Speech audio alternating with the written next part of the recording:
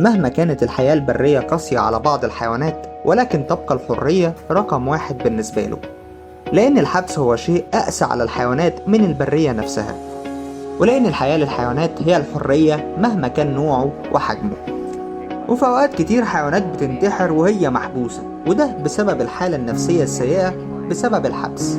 لكن إيه اللي يحصل لما نشوف حيوانات بيتم إطلاق سراحها في البرية لأول مرة في حياتها؟ تخيل رد فعل الحيوانات. ده اللي هنشوفه مع بعض النهاردة، ولكن قبل ما نبدأ لو لسه ما اشتركتش على القناة اشترك وفعل الجرس عشان تجيلك فيديوهاتنا دايما.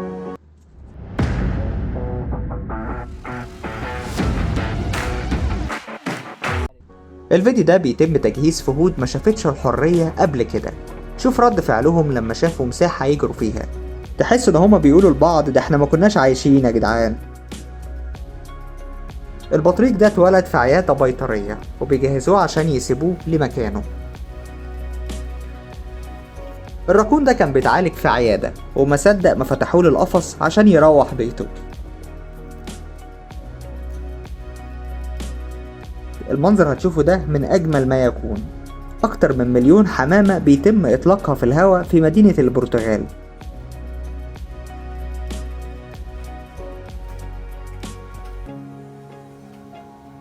الحمام احتل السما حرفيا، 1,000,000 حمامة. انت متخيل الرقم؟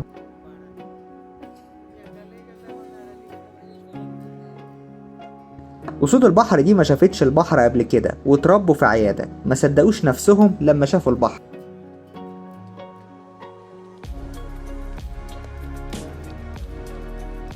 ولد في اليمن أنقذ ثعلب من بير عمقه 15 متر.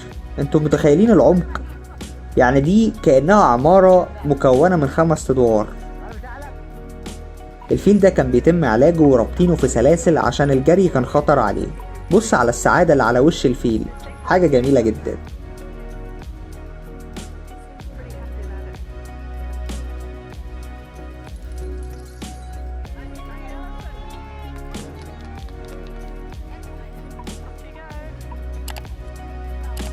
الغزالة الصغيرة دي اتزنقت في الباب زي ما انتوا شايفين.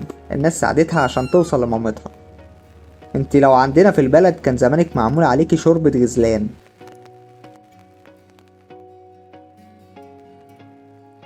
الدب ده كان محبوس للعلاج، ولما تم اطلاقه جري كأنه خد افراج من الحجز.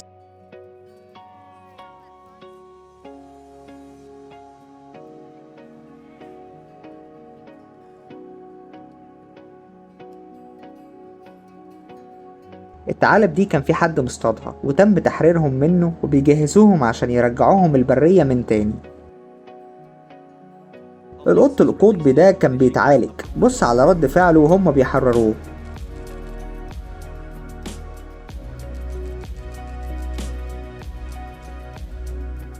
كأنه بيقول لهم يا ريت ما اشوفش وشكوا تاني يعني. مجموعة من القرود بيتم تحريرها تاني في مكانها.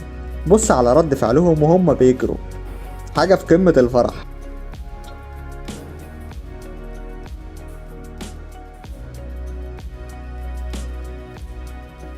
فهد بيتم التجهيز عشان يطلق سراحه.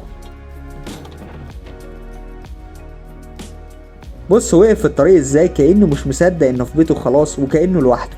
بعد 7 شهور في الرعاية الصحية وبعد تعب كتير، السلحفة دي قدرت انها تخف واطلقوا سراحها تاني في المحيط.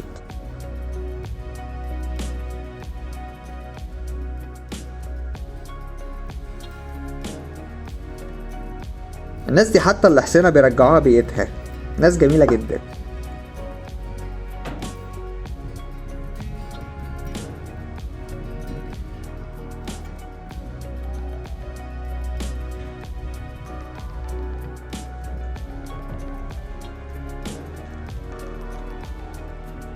ست لقت كلب مربوط بسلسلة مش مريحاه في رقبته. بص على رد فعله وسعادته لما لقى حد عايز يساعده ويأكله.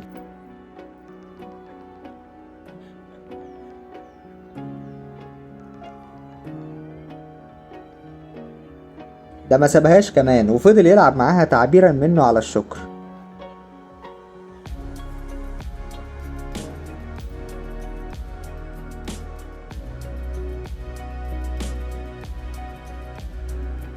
ثعلب كان محجوز في المستشفى، وبعد أسابيع خف وما صدق إنه ساب الصندوق اللي محجوز فيه.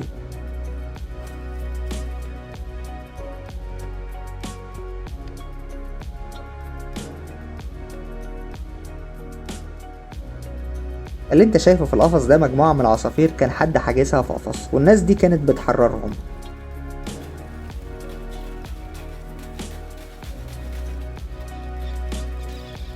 بص على رد فعل الطيور.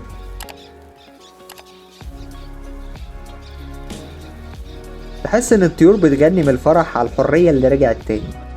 اللي جوه القفص ده نمر كان محجوز للعلاج. بص وهو طالع وملقاش حد معاه، جري كأنه مش مصدق نفسه. الثعلب الصغنن ده دخل دماغه في علبة الأكل عشان الريحة اللي طالعة منها، وكان جعان جدا، ولما دخل دماغه معرفش يخرجها.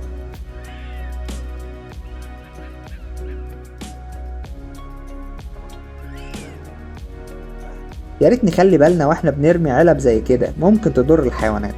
النمر ده ردود افعال وشه وهو بيشوف النور غير طبيعية بالمرة. النمر تحس انه مش مصدق نفسه.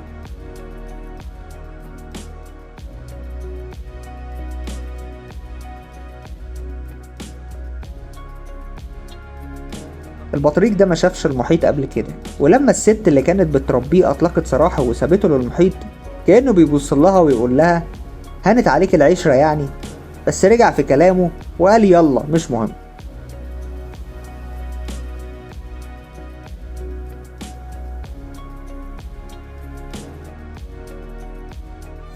الناس دي لو عندنا كانت عملت منك صينية بطاطس محمرة صدقني.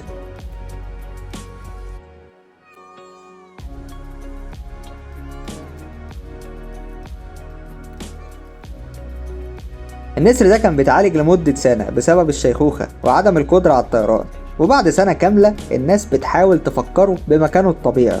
بص على رد فعله. تحس ان الجغور بيراجع نفسه وبيقول هو انا لوحدي ولا لا.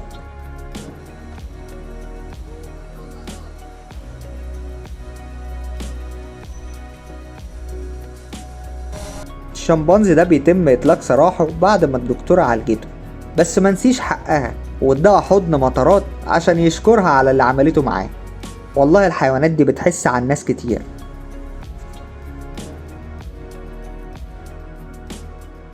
الدب ده عنده 3 سنين، تم اطلاق سراحه بعد علاجه في الولايات المتحدة.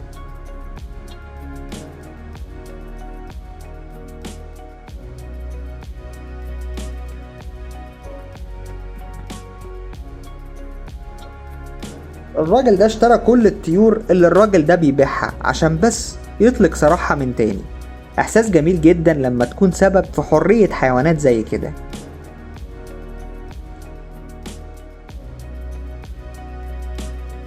الفيلة دي كان بيتم استخدامها في العروض السيرك، والأول مرة هتشوف الحرية في حياتها.